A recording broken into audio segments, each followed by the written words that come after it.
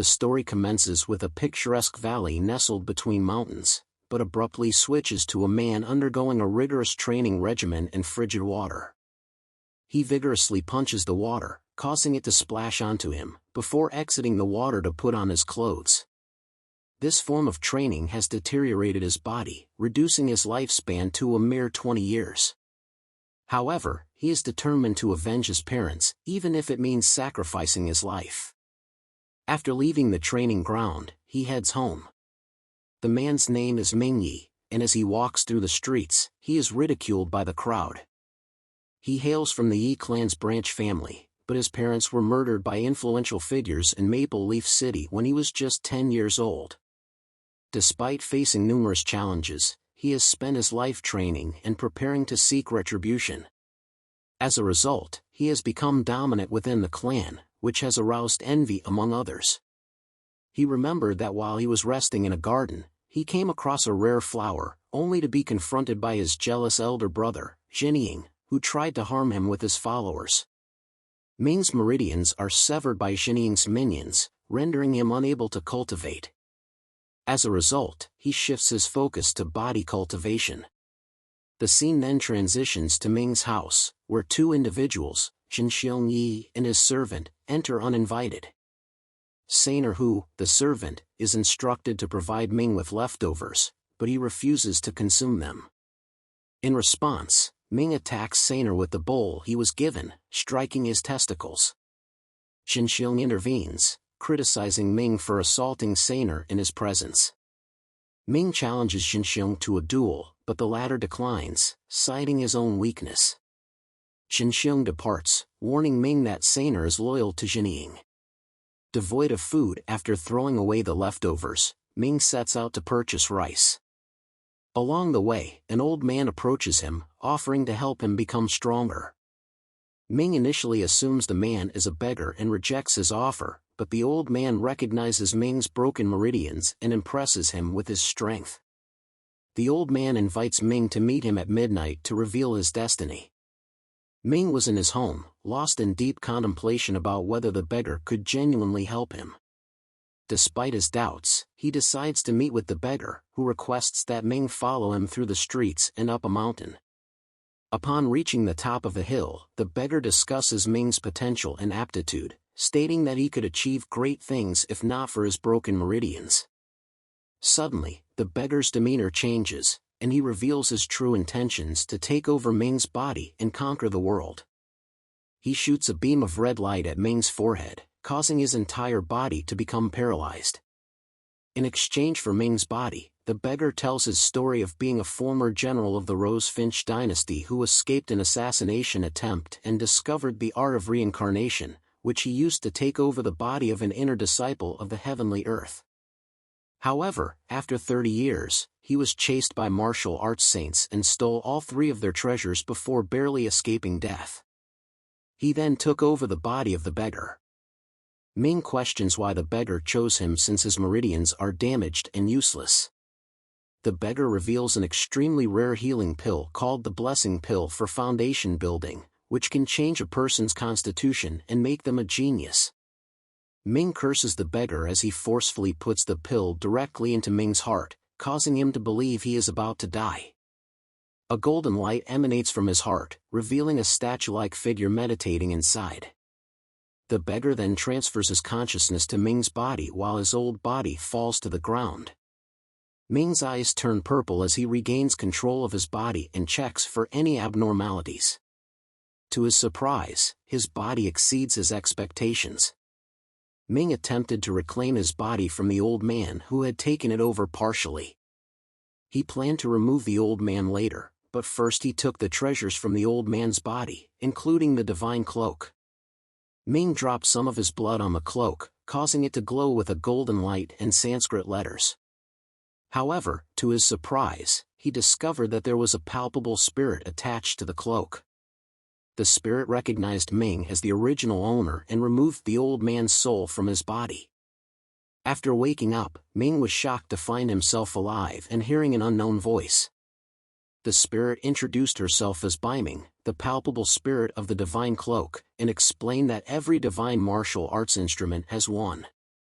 She recounted the history of the cloak, which was made by the ancestral patriarch Skyroamer himself at the beginning of time. Ming was impressed by the cloak's origins and its ability to bring luck and fortune to its wearer, making them an unprecedented genius. Bai Ming urged Ming to take the Skyroamer Sutra from the old man's pocket, which would aid his cultivation. However, Ming was still unable to practice due to his damaged meridians, a fact that saddened him. Bai Ming then revealed that she could cure his meridians and internal injuries with the help of the blessing pill. Ming eagerly agreed, and Bai Ming passed energy through her hand to his forehead, causing demons to appear in his heart near the golden meditating figure. After being healed, Ming left for his home, one step closer to achieving his goal of revenge. As Ming pushed open the door to his home, he was taken aback to find Jinying waiting for him. Jinying was aware that Ming had been training in the icy waters, even though it was a life-threatening endeavor. Doubts plagued Jinying regarding Ming's motivations for such training.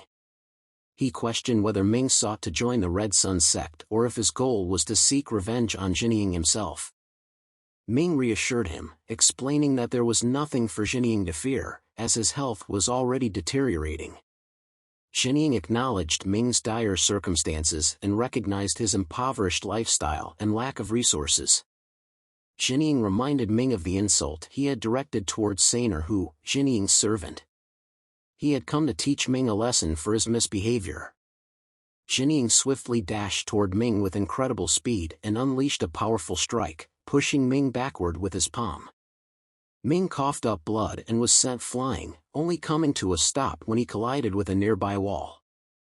Jinying cursed Ming, branding him and his family as the sinners of the clan. He revealed that Lady Hanyu, who hailed from their uncle Wu's family, was due to visit them in a few days. Lady Hanyu had been engaged to Ming in their childhood. Jinying forbade Ming from approaching Hanyu. However, Ming declared that he had severed all ties with her. Jinying disclosed that she was an exceptional martial arts prodigy and that he would soon marry her, intending to humiliate Ming by marrying his childhood betrothed. Ming scoffed at his own helplessness and weakness and vowed to retaliate strongly against Jinying. He turned to Bai Ming and inquired about a method to become significantly stronger than his current self within a short period. Bai Ming revealed that there was indeed such a method, but it would subject him to unbearable pain. Ming mockingly stated that nothing could be more painful than training in icy water. Bai Ming informed him that Tianpeng Ji, the old beggar, had once discovered a Qigong technique called the heaven-striking footwork, which helped him escape from the martial saints. She explained the steps to Ming, emphasizing the need to cultivate his primordial spirit and undergo a 49-day fast. To prevent him from succumbing to starvation, she suggested that he devour the life force of the evil lords within his body. Ming, with a sinister smile, accepted the arduous challenge and prepared himself for the forthcoming 49 days. Ming's fast was scheduled to conclude on the 49th day, however, to her astonishment, he was still engaged in meditation. Bai Ming became concerned about his well-being and wondered if he had been consumed by the malevolent rulers. Suddenly, Ming's stomach emitted a faint golden light, indicating that he had completed the cultivation of his primordial spirit. Upon opening his eyes, Ming expressed his delight in the delectable taste of the force of the evil lords. Bai Ming extended her congratulations, informing him that he had now entered the phase of blood cultivation. She inquired as to when they should proceed with the next step, and he responded that they should commence immediately. The scene transitions to 3 days later, where Ming is found sweating and exhausted on the training ground while practicing his footwork technique. Abruptly, Jinying intrudes into his residence and forcefully kicks the door, causing it to fly a few meters away. He ridicules Ming by sarcastically calling him a genius and questions why he is training on the ground instead of in frigid waters. Accompanied by Hanyu, Jinying continues to taunt Ming in her presence. However, Hanyu exhibits a lack of interest in the situation involving Ming and pleads with Jinying not to take her to his place anymore. She labels Ming as a loser and declares that she does not wish to see him. Jinying demanded that Ming draft a statement to annul the engagement. Despite his newfound strength, Ming shouted at Jinying and mocked him for entering without an invitation. Hanyu insultingly referred to Ming as an orphan and berated him for lecturing her on manners. She vehemently declared that she would rather die than marry Ming. Ming insulted Hanyu by asking if she thought she was the most beautiful girl in the world and if she had an inflated ego. This made Hanyu angry, causing her to lunge at Ming to hit him. However, Ming was able to defend himself and pushed her back, causing her to sustain a significant injury. Jinying yelled at Ming for his actions, but Ming was quick to act and swiftly approached Jinying, kicking him in the shin bone, which caused it to break. Jinying was in agony and rolling on the ground. Ming realized that he had used too much force and began to contemplate the consequences of his actions. With no concern for the consequences, Ming kicked Jinying's leg again and quickly fled to safety. Fueled by anger, Jinying vowed to ruin Ming's entire life. Jinying's henchmen were dispersed all over the place, combing through the area in search of Ming. Ming, who is concealed inside a house, is doing his best to avoid them. He believes that remaining hidden until nighttime and taking advantage of everyone in town being asleep offers a better chance for him. He feels remorseful about the forceful altercation with Jinying. Ming inquires about their intended destination for escape, but Ming, being an orphan and living in poverty, explains that they have no choice but to seek refuge in the mountains.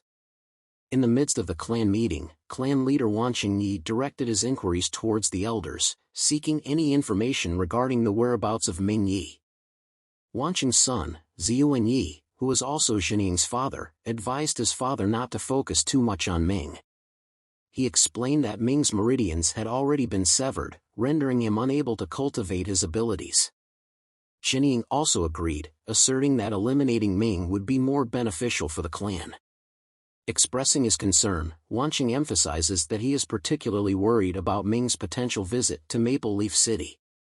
He fears that if Ming discovers the truth about the incident surrounding his parents' death and shares it with the Huang family, it could result in severe repercussions for the Yi clan.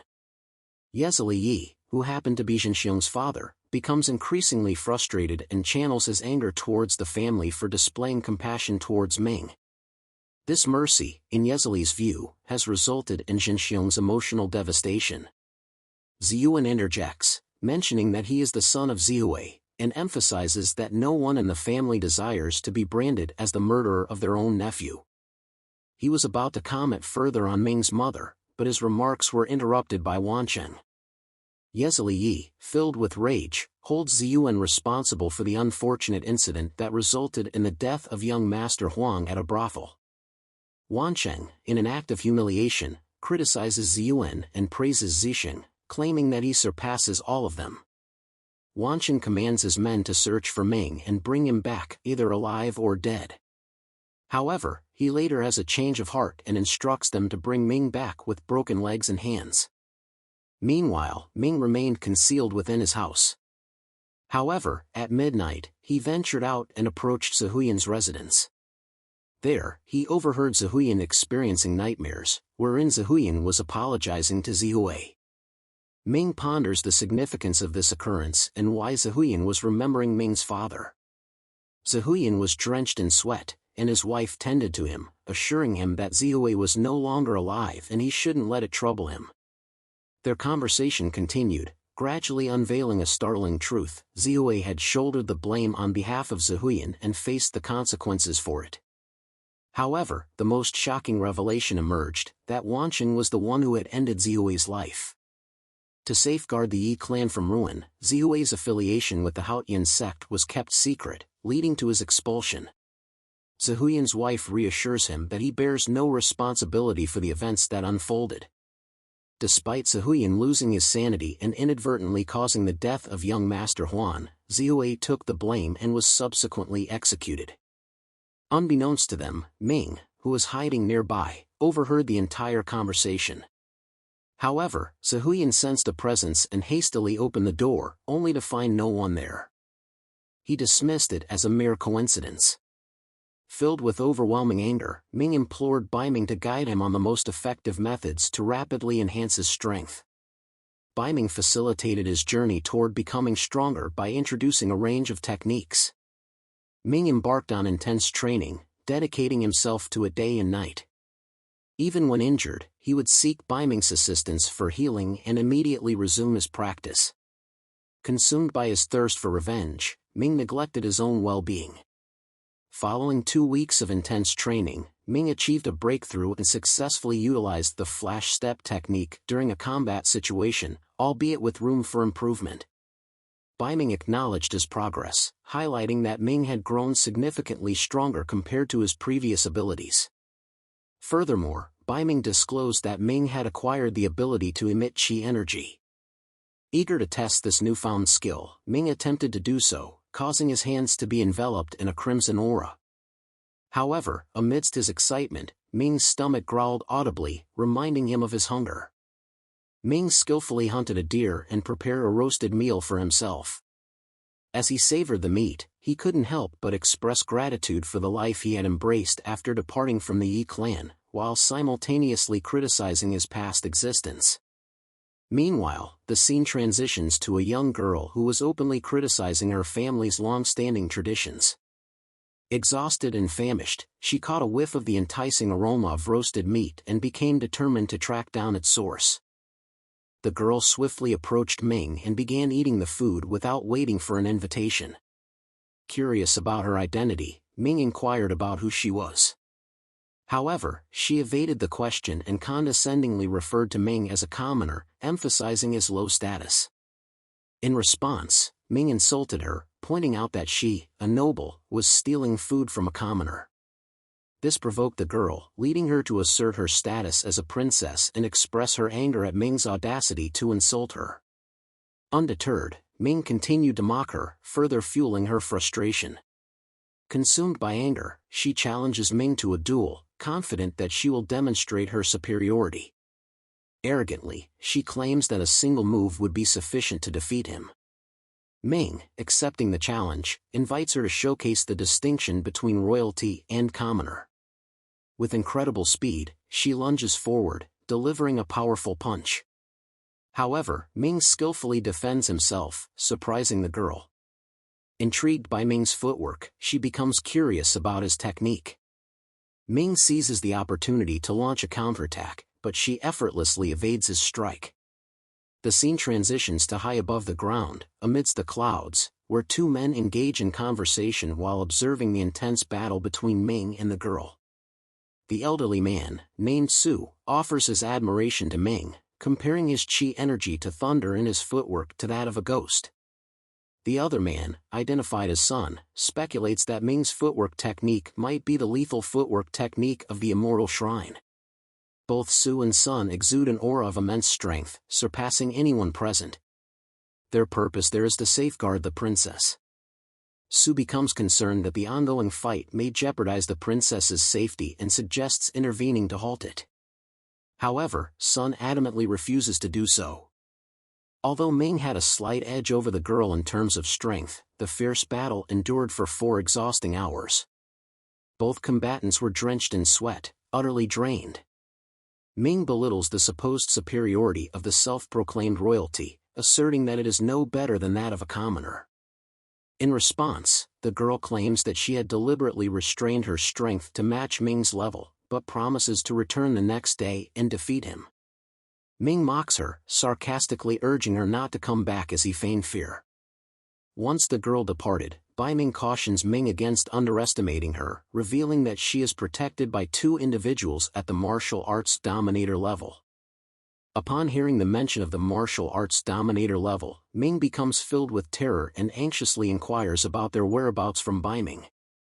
To his surprise, Bai Ming discloses that they had been situated above the clouds throughout the entire encounter. However, she assures Ming that as long as she remains by his side, they pose no threat to him. Bai Ming had a strong suspicion that the girl was none other than the princess of the Rosefinch dynasty, considering her utilization of the Raging Fire footwork and her self-proclaimed title as a princess. While Ming felt intimidated by the girl's prestigious background, he remained resolute and refused to retreat from a potential confrontation. Bai Ming presented Ming with a valuable set of grade 8 martial skills known as the Bellow Fist technique, assuring him that it would significantly enhance his strength in a relatively short time. She recommended that he combine the practice of this technique with the cultivation of the Skyroaming Sutra. Ming eagerly embraced Bai Ming's offer and immediately commenced training in the new martial skill. Meanwhile, the princess, having suffered a defeat at the hands of Ming, felt provoked. She was on the brink of achieving the breakthrough to become a grade 1 warrior. However, the loss struck a blow to her pride, as she could not accept the idea of a commoner being on par with her abilities. The following day, the princess once again confronted Ming, and they engaged in a fierce battle. Their punches collided, leaving both of them shocked and amazed by the immense gains in each other's strength. As they continued their fight, the scene shifted to Su and Sun, who remained perched on the cloud, observing the spectacle. Sun was deeply impressed by Ming's remarkable talent, drawing a comparison to that of the princess. He contemplated the options of either recruiting Ming or eliminating him. However, Bai Ming, having overheard their conversation, revealed her presence, causing both Sun and Su to be startled and alarmed. Upon realizing their mistake, Sun and Su humbly apologized to Bai Ming, mistaking her for the supreme of the immortal shrine. Despite their apology, Bai Ming remained silent, not responding to their words. Meanwhile, Ming and the princess were locked in an intense battle, with neither of them willing to concede defeat. Impressed by Ming's indomitable will, the princess acknowledged his strength and proposed continuing their fight on the following day.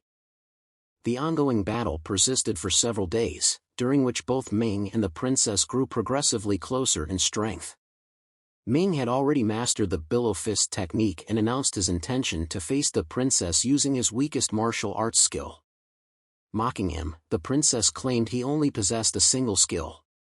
Undeterred, they recommenced their fight and launched attacks against each other.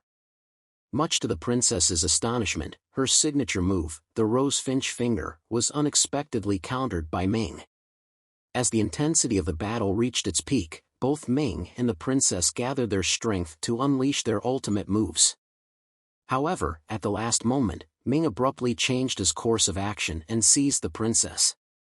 Inappropriately touching her, Ming unintentionally caused her distress and tears, prompting the guards to become enraged. The princess responded by slapping Ming and declaring that he must wait for 3 years before she would seek her revenge and defeat him. Unaware of his wrongdoing, Ming remained oblivious to the impact of his actions. Bai Ming praised Ming for his achievements and stated that all the hard work he put in after leaving the Yi clan had paid off. Ming had become significantly stronger compared to his previous state. He had reached grade 5 as a martial arts disciple and possessed formidable skills such as the divine golden cloak, heaven-striking footwork, and the 8-billowing technique. With his newfound power, Ming believed that he surpassed everyone in the Yi clan and contemplated the idea of returning to his ancestral clan. Carrying a pig and a bear on his back, Ming made his way back to the Yi clan. As he entered, the crowd and guards immediately recognized him and were astonished by the tremendous strength he had acquired in such a short time. To satisfy his hunger, Ming decided to exchange the pig and bear for some food at a nearby restaurant. While Ming was savoring his meal, an unexpected interruption occurred. A henchman of Zhenxiong Yi launched an attack on him. Ming suspected that Zhenxiong himself might be nearby. True to his intuition, Zhenxiong emerged with his 2 guards, ready to confront Ming. He commanded his guards to assault Ming, but much to their surprise, Ming had become even faster and more skilled than before. None of their attempts could even scratch him. Momentarily stunned, they regrouped and made another attempt, only to be swiftly defeated by a single punch from Ming. Zhenxiong stood there, completely astonished by the astonishing strength displayed by Ming. Ming taunted Zhenxiong, challenging him to a duel. Overwhelmed with fear, Zhenxiong hastily fled, riding his horse as fast as he could. As he escaped, he couldn't help but reflect on the insults he had hurled at Ming since their childhood, worrying that Ming would seek revenge. Meanwhile, Ming relentlessly pursued Zhenxiong on foot, determined to catch up to him despite the advantage of Zhenxiong's horse. Just as Ming was on the verge of catching Zhenxiong, he was suddenly interrupted by Wu's arrival. Zhenxiong pleaded with Wu, desperately asking for his help to save his life. Ming recognized Wu, who happened to be Han Yu's father, and greeted him warmly. Wu, taken aback by the incredible progress Ming had made to become a grade 4 disciple, expressed his astonishment. Curious about Ming's pursuit of Jinxiong, Wu inquired about the motive behind Ming's relentless chase. Ming requested Wu not to get involved in his personal matter, but Bai Ming disclosed that Wu and his guards possessed immense strength, making them formidable opponents for Ming. Recognizing the challenge, Ming decided to leave the scene and return to his own house. Jinxiong, accompanied by Wu, also headed back to his family. During the family gathering, Jinxiong shocks everyone by announcing that Ming Yi had successfully accomplished the small circle of qi cultivation and had become a grade 4 disciple, or even higher. This revelation surprises everyone, leading Jinying to express disbelief, citing that he had previously severed Ming's meridians. At that moment, Yong Yi, who is lying down and covered in bandages, speaks up, revealing that Ming's fist possessed a strength equal to that of a disciple who had attained the advanced level of the large circle of qi cultivation. Jinying stubbornly refused to acknowledge Ming's strength, claiming that even a highly talented individual from a renowned sect couldn't be that formidable. In response, the clan leader instructed Wan Mingyi, the brother of Wan Qingyi, to handle Ming before the martial arts competition began. Wan Ming confidently accepted the task, assuring the clan leader that Ming wouldn't survive the next day. Ming was deep in meditation inside a room, contemplating strategies to overcome the Yi family. Suddenly, he noticed a shadowy figure lurking outside his window and swiftly sprang into action to confront it. Ming suspected that the individual might be a member of the Yi clan, but he was confident that no one from the family could match his abilities. Determined to investigate further, Ming decided to trail the mysterious figure. After pursuing the figure for several miles, they arrived at a remote location. Ming confronted the person and inquired about their identity. The person smirked and initiated an attack that immobilized Ming. Bai Ming cautioned Ming not to resist the overwhelming spiritual energy, explaining that he could only endure it. Although Ming desired to resist, he found himself unable to move due to the effects of the attack. The person brought Ming to a concealed cave and tossed him inside. Ming regained consciousness and observed a sinister energy drawing a man into the depths of the cave. Ming also noticed several other individuals who appeared terrified and reluctant to respond to his inquiries. Suddenly, the energy seized Ming as well, revealing that the person who had brought him to the cave was its source. The elderly individual possessed a voracious appetite for consuming the spiritual energy of others, and unfortunately, Ming was destined to become his next prey. Ming mustered his courage and inquired about the old man's identity and the reason behind his capture. The old man commended Ming for his bravery and disclosed that he was the leader of the Black Wind sect, which had been destroyed by enemies. To regain his strength, the old man had resorted to absorbing the spiritual energy of human beings. Furthermore, he revealed that he was repaying a debt to the Yi clan by capturing Ming. Bai Ming provided reassurance to Ming, promising to gain control over the old man when he attempted to absorb Ming's energy. As the old man seized Ming and initiated the energy absorption process, Bai Ming swiftly intervened and reversed the flow of spiritual energy. To the old man's astonishment, Ming began absorbing his energy instead. The old man, realizing his predicament, contemplated changing his approach and resorted to begging for his life. Ming hesitated momentarily, creating an opportunity for the old man to devise a plan to harm Ming. The old man plotted to strike at Ming when he least expected it, thinking he would lower his guard after sparing him. Just as Ming was on the verge of forgiving the old man, Bai Ming stepped in to intervene.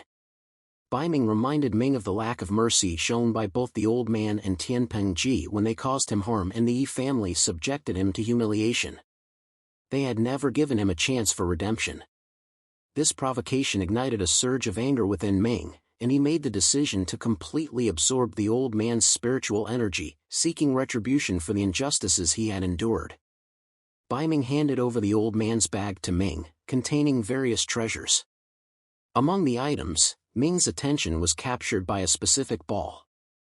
Bai Ming disclosed that it was a grade 1 spiritual stone, containing a potent blend of heavenly and earthly spiritual energy. She further mentioned that such a stone was highly valuable, costing more than 100 kilograms of gold. Curious about why the old man couldn't see Ming, Ming inquired about the reason. Ming revealed that she had merged with the divine cloak, making her visible only to Ming. She clarified that her influence could only extend to Ming's body or to someone who made physical contact with him. She advised Ming not to overly rely on her, as her assistance was limited to specific circumstances. On the day of the Yi family's martial arts competition, all the participants assembled on the grounds. The sect leader provided an overview of the competition's rules, clarifying that the champion would have the opportunity to join the esteemed Red Sun sect. Additionally, several outstanding disciples would be selected to become inner disciples. The clan leader commended Hanyu, who was already an outer disciple of the Red Sun sect, for her achievements. Suddenly, a red beam of light descended upon the fighting arena, revealing representatives from the Red Sun sect who had arrived in a hurry to select new disciples for their section. In light of their urgency, the clan leader promptly commenced the competition. To everyone's astonishment, Mingyi made a grand entrance through the main door, expressing his intention to participate in the competition.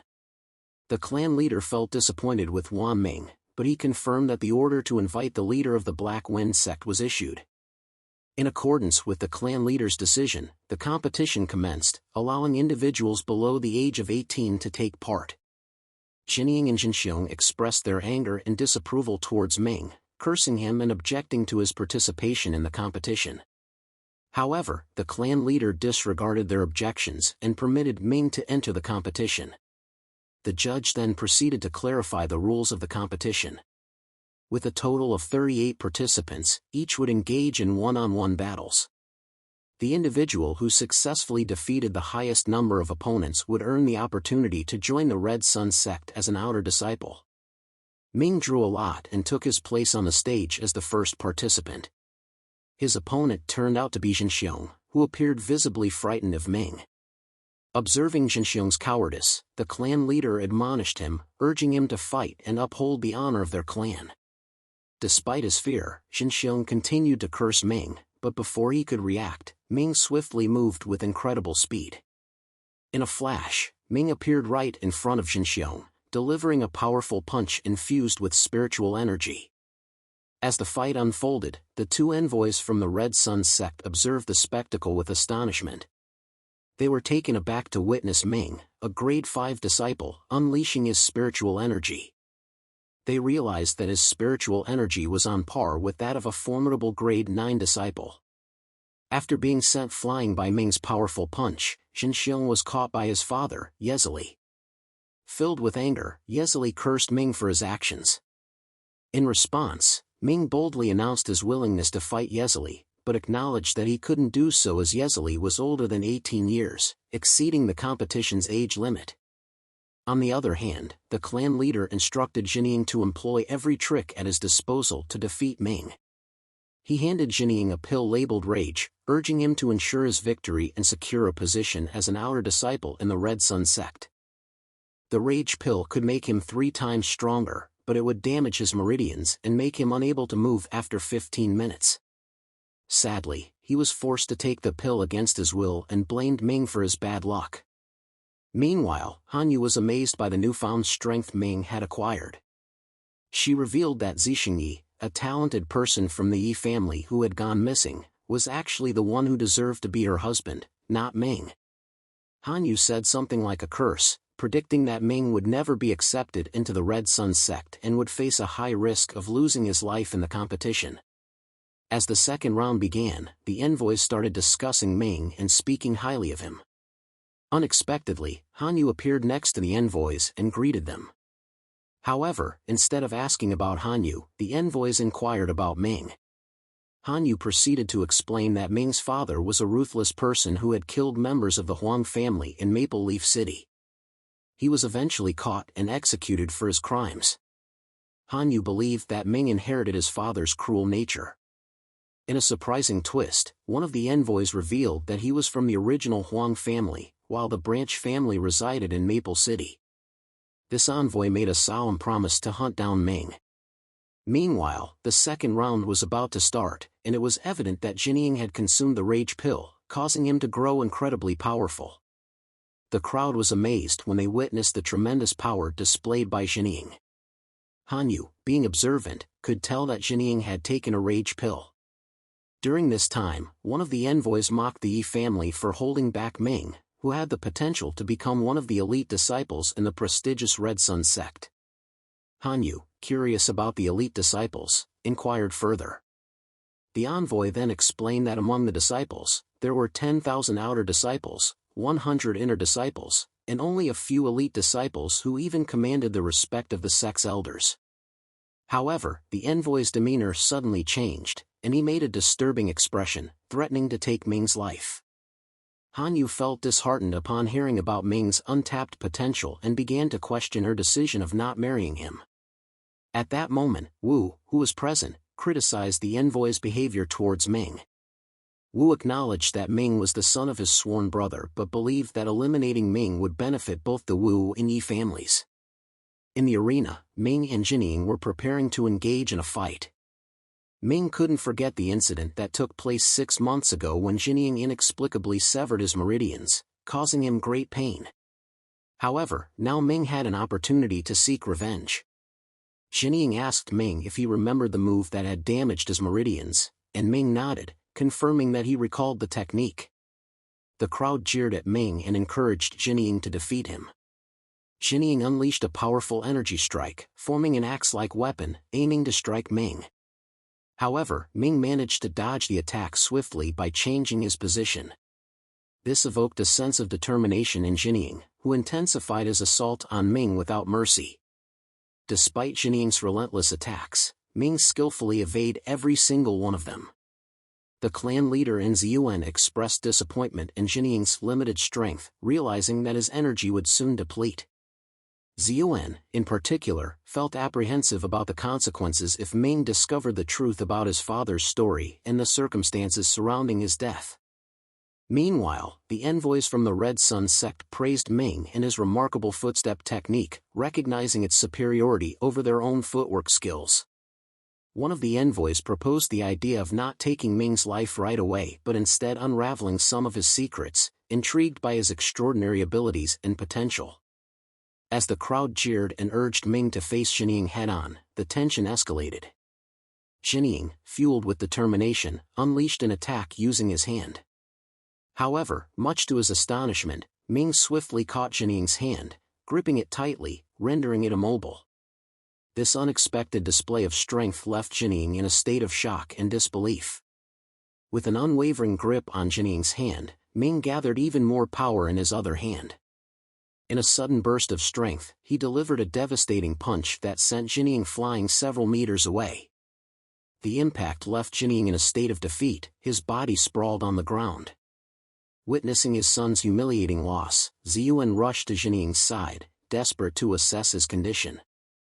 However, Jinying was overcome with anguish and tears, overwhelmed by the misery of his resounding defeat.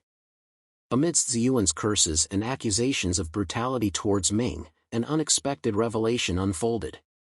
Ming boldly disclosed that it was Ziyuan who had been responsible for the death of his parents. The revelation sent shockwaves through the crowd and left Ziyuan himself stunned. However, instead of accepting blame, Ziyuan adamantly denied Ming's accusations, asserting that his parents had met their fate due to their own actions and choices. In a courageous act, Ming fearlessly unveiled the truth: Ziyuan was responsible for the murder of Zhang Huang. Moreover, to protect himself, Ziyuan had conspired with others to falsely accuse Ming's father and ultimately caused his demise.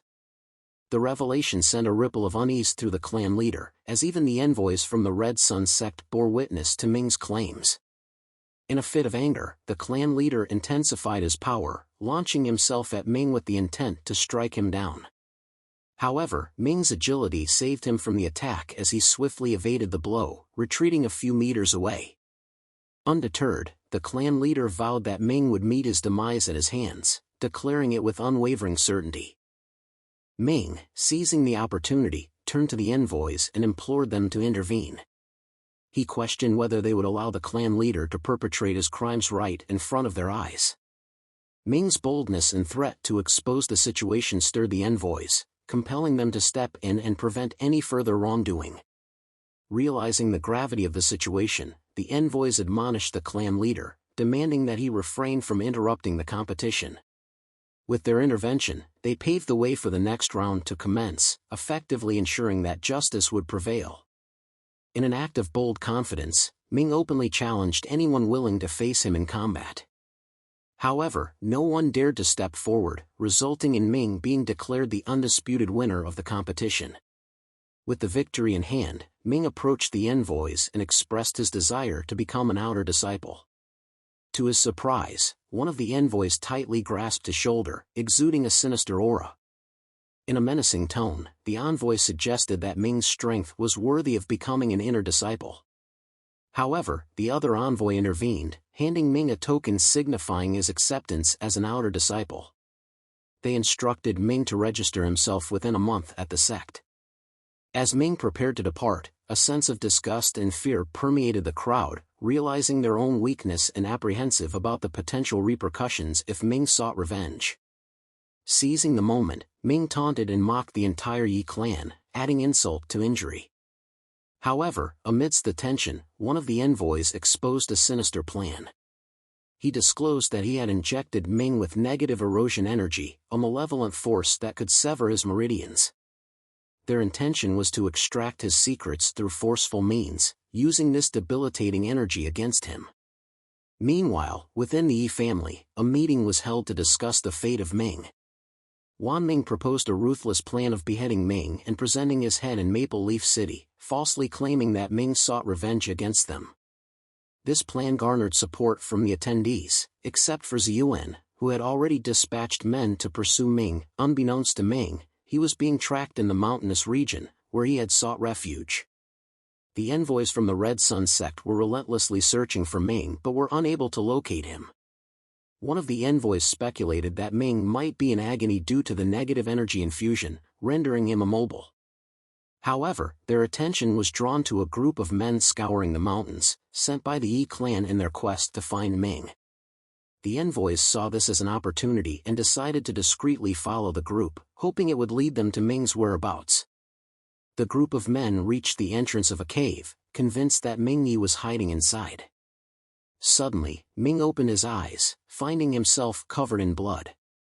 One of the men forcefully broke open the cave entrance, and they all entered the cave, expecting to find Ming. However, to their astonishment, Ming was nowhere to be seen. They discovered only Ming's abandoned clothes, as he had already made his escape from the cave.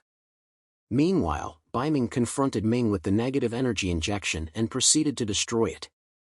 She explained that this energy was even more destructive than spiritual energy and could destroy a person without detection. Bai Ming further disclosed that it was injected by one of the envoys, revealing their treachery. Ming contemplated the motive behind the envoy's attack and recalled a conversation between Han Yu and the envoys. He concluded that they targeted him because of Han Yu. However, Ming decided to prioritize dealing with the Yi clan first since many of their men were currently occupied searching for him. On the other hand, Ziyuan felt a pang of guilt for his son's condition, but his attention was caught by a shadow moving outside. He caught a glimpse of it and Jinying informed him that it was Ming Yi. However, Ziyuan couldn't believe it, as he thought Ming was running away from them. Jinying continued to insist that it was Ming, but before Ziyuan could fully comprehend the situation, a massive explosion occurred, forcing him to take evasive action and protect himself. When the dust settled, Ziyuan saw Ming standing there. He immediately launched an attack towards Ming, but to his astonishment, it turned out to be an illusion, and his attack struck thin air. In a swift movement, Ming maneuvered behind Ziyuan and unleashed a powerful technique called Billows Up to Heaven, sending Ziyuan far away. Ziyuan, having been defeated by Ming in just one attack, acknowledged the immense strength displayed by Ming, equating it to that of the clan leader. As Ming stood ready to deliver the final blow and end Ziyuan's life, Ziyuan managed to stop him. He revealed a shocking truth: Ming's father was destroyed by Wancheng, but it was done to save Ziyuan's third brother's life. This revelation brought a momentary pause to Ming's actions. The true identity of the murderer was unveiled as Zixing Yi, who had already joined a prestigious clan many years ago. Ziyuan disclosed that the condition for Zixing to join the clan was the death of Ming's father. The story of the Huang family was merely a fabrication used to conceal the real motive. Zixing's fate was sealed, regardless of whether the Huang family had been offended or not. Ziyuan shared with Ming that Ziyue, Ming's father, had a strong desire to join the Haotian clan and become a sky captor. This ambition consumed Ziyue, and Wancheng, being aware of it, deliberately overlooked it to enhance Ziyue's worth. Intrigued, Ming inquired further, wanting to understand more about the Haotian clan and the role of a sky captor. Bai Ming disclosed that 100,000 years ago, the land of Tianyuan was not divided into various factions, and the divine dynasty ruled over the world. However, a powerful group called the Haotian sect emerged, advocating for equality between the weak and the strong. Their ideology gained widespread support, rapidly growing in influence and shaking the very foundation of the divine dynasty. The divine dynasty could not tolerate the rise of the sky captor organization, which sought to punish evil and injustice within the factions. As a result, they initiated a war and successfully annihilated the Haotian sect. However, the emperor sustained severe injuries during the conflict, and the lords of the empire engaged in an internal insurgency, causing further chaos. Ming acknowledged the enduring strength of the Haotian clan, which still instilled fear in other clans and sects to this day. Ziyuan explained that the other clans and sects regarded the Haotian clan as terrifying beasts, and there were substantial rewards for anyone who managed to eliminate a member of the Haotian clan. Wancheng took Ziyue's life to obtain the reward and secure a place for his son in a prestigious Grand Clan sect. Ming grabbed Ziyuan and inquired about the sect that Zixing had joined, which turned out to be the Tianhe sect. Ziyuan admitted that Zixing must have become an inner disciple in the 4 years and pleaded with Ming for forgiveness. However, Ming wasn't satisfied and pressed for the truth about his mother's death. Ziyuan claimed that she had taken her own life after Ziyue's death, but Ming sensed that he was lying. Ming, consumed by anger, tormented Ziyuan until he confessed the truth. It was revealed that Zili Yi had desired Ming's mother for a long time, and after Ziyue's death, he harassed her. However, before Zili could carry out his intentions, Ming's mother took her own life. Overwhelmed with rage, Ming unleashed his fury and brutally ended Ziyuan's life. The guards of the Yi family were in pursuit of the intruder and discovered that it was Ming Yi. Wancheng, upon learning this, commanded his guards to attack Ming.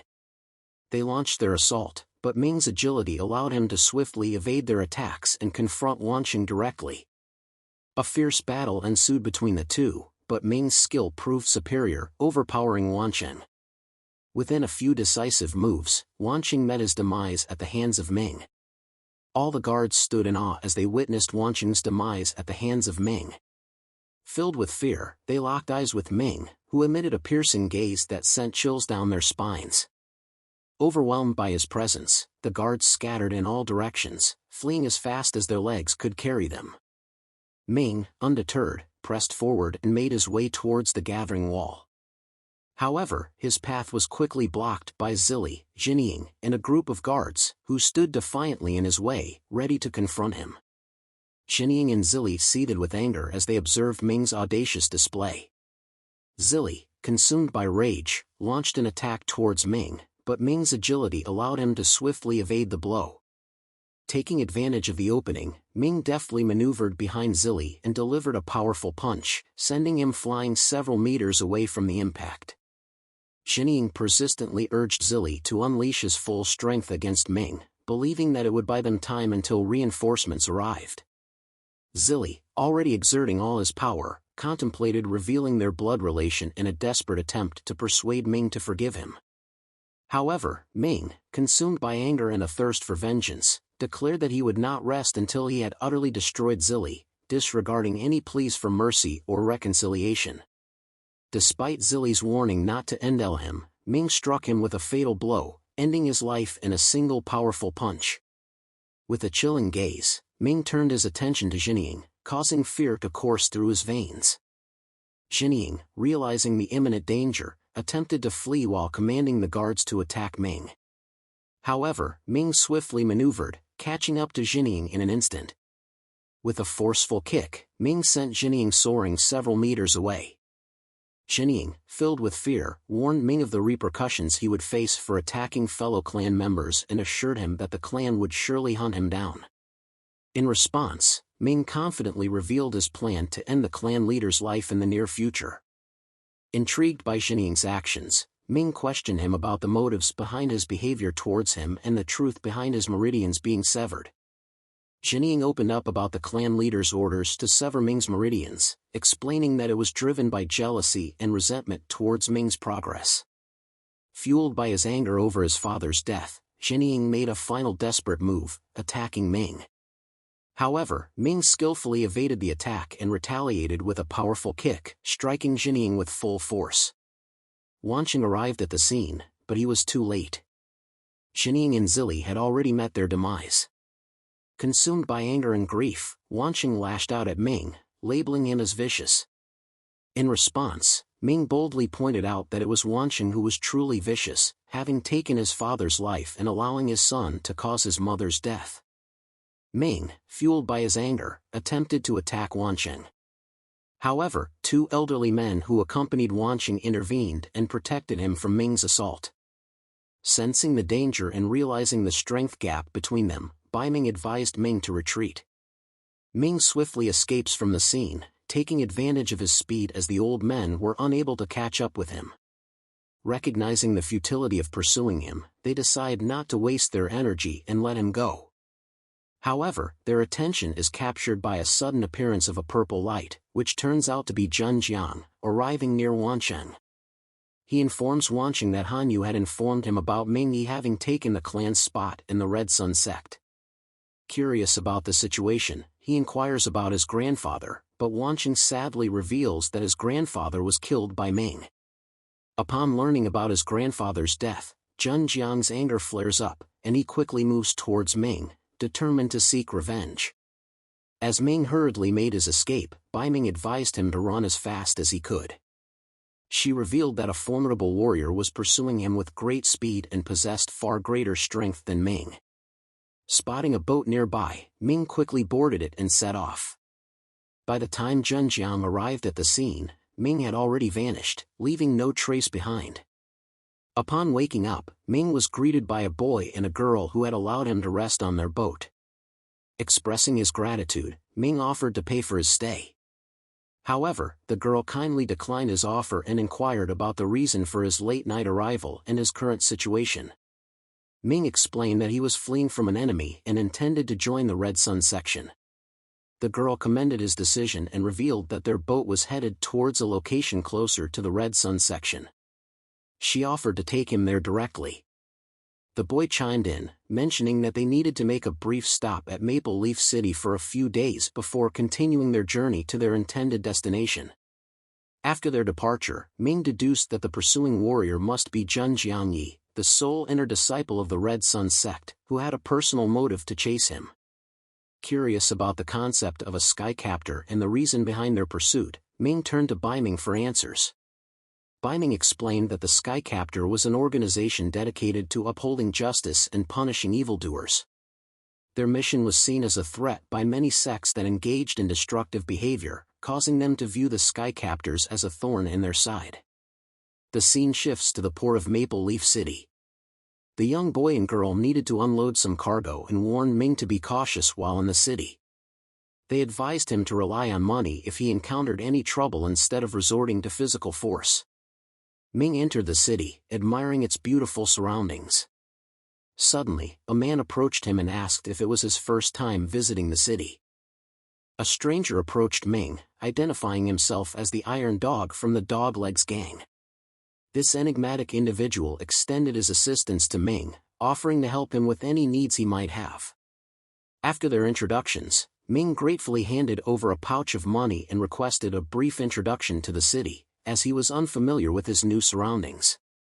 Maple Leaf City had a rich history spanning over 300 years, and it was primarily governed by three prominent houses, Huang, Feng, and Miao. These houses held a prestigious status and were considered untouchable. When Ming learned about the Huang family, he became intrigued by them. However, the Iron Dog, providing valuable insight, explained that despite their prominence, these great families had limited control and influence, particularly when compared to the aristocratic families who held even greater power and authority. Ming was curious about the aristocratic families and turned to the Iron Dog for clarification. The Iron Dog proceeded to inform him that these families were divided into 3 classes: gold, silver, and bronze. Ming was taken aback by the revelation that their state of Yen lacked any gold families, and in the capital city, there were only 2 bronze families. Iron Dog went on to explain that the 5 majestic dynasties were the greatest country in the world, having reigned for over 100,000 years. The families ruled over powerful lord states, below which were many vassal states. The Yen state was not even qualified to be a vassal state, making Ming feel bad about his family, which was a bully in a backward town of a tiny state. The Yi family was not a big shot. Iron Dog pointed out a martial arts product shop, but Ming noticed that only rich people could afford to buy anything there. Nevertheless, he entered the shop and inquired about the price of a martial arts skill. The shop only accepted martial coins, spirit stones, or talisman money and did not take gold or silver. Despite not having any of those currencies, Ming asked for the price of the grade 8 martial arts skill billow fist technique that he wanted to sell, shocking the shopkeeper's mind with high-level technique which was useless to Ming. The shopkeeper informed Ming that the worth of a grade 8 martial arts skill ranged from 500 to 3,000 liangs of spirit stones. Ming was taken aback by the value of his skill. Despite Ming's suggestion not to do so, the shopkeeper insisted on testing the authenticity of the skill by asking Ming to use it on him.